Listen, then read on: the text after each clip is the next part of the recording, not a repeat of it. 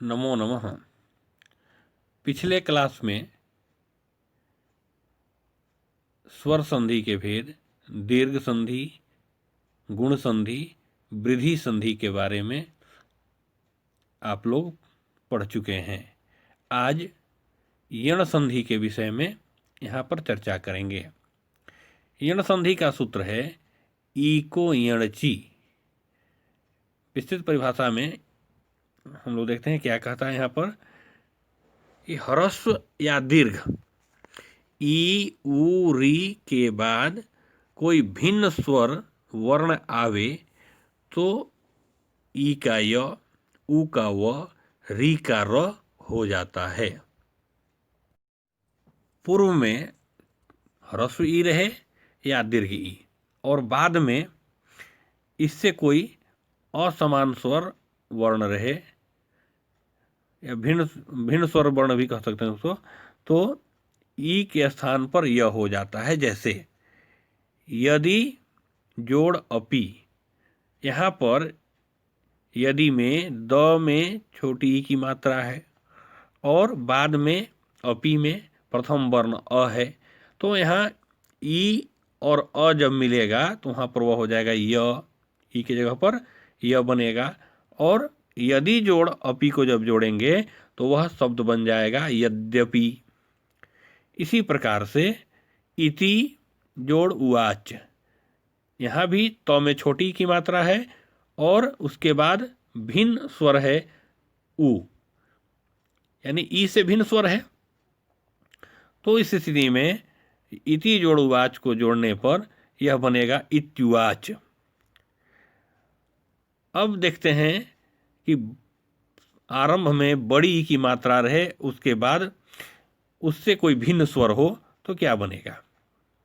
तो यहाँ पर नदी जोड़ अत्र, नदी में द में दीर्घ ई की मात्रा है और उसके बाद असमान वर्ण है अ, तो यहाँ भी ई के स्थान पर यह होगा और दोनों जुड़ने के बाद शब्द बन जाएगा नद्यत्र। उसी प्रकार से देवी जोड़ उवाच, व में दीर्घ की मात्रा और उसके बाद भिन्न स्वर है उ, तो देवी जोड़ उवाच जोड़ने के बाद बनेगा देव्युवाच। अब आगे देखते हैं कि प्रथम में उ की मात्रा हो और बाद में कोई भिन्न स्वर हो तो उसके स्थान पर वह बनता है। वह किस प्रकार बनता है, उदाहरण से समझते हैं। तो मधु जोड़ अरी, मधु ध में ह्रस्व की मात्रा है और उसके बाद असमान वर्ण अ है, तो यहाँ पर उ के बाद अ है, इसलिए यह परिवर्तन हो जाएगा व के रूप में। तो जब दोनों को जोड़ेंगे, जब संधि करेंगे तो यह शब्द बनेगा मध्वरी। इसी प्रकार से अनु जोड़ अयः अन्वयः, गुरु जोड़ आदेशः गुरुआदेशः, सु जोड़ आगतम स्वागतम। ये सभी उदाहरण में आप देखेंगे कि उ के बाद असमान वर्ण रहा है और उस उ का परिवर्तन व के रूप में हो गया है।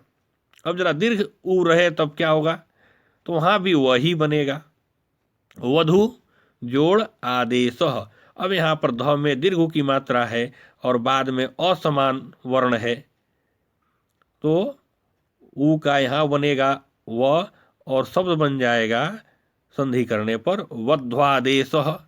वधु जोड़ आज्ञा वध्वाज्ञा, चमू जोड़ आगमनम चमवागणम। इसी प्रकार से उ के स्थान पर वह होते चला जाएगा। और प्रथम में री रहे और बाद में री से कोई भिन्न स्वर वर्ण रहे, उदाहरण देखते हैं। मातृ जोड़ अंशः, मातृ में त में री की मात्रा है और बाद में उससे भिन्न स्वर अ है, तो यहाँ री का र बनता है और यह शब्द बन जाएगा मात्रंसः। पितृ जोड़ आदेशः बनेगा पित्रादेशः। पितृ जोड़ उपदेशः तो पितृपदेशः। इसी प्रकार से हम लोग यण संधि में संधि बनाएंगे और संधि विच्छेद करेंगे। धन्यवाद।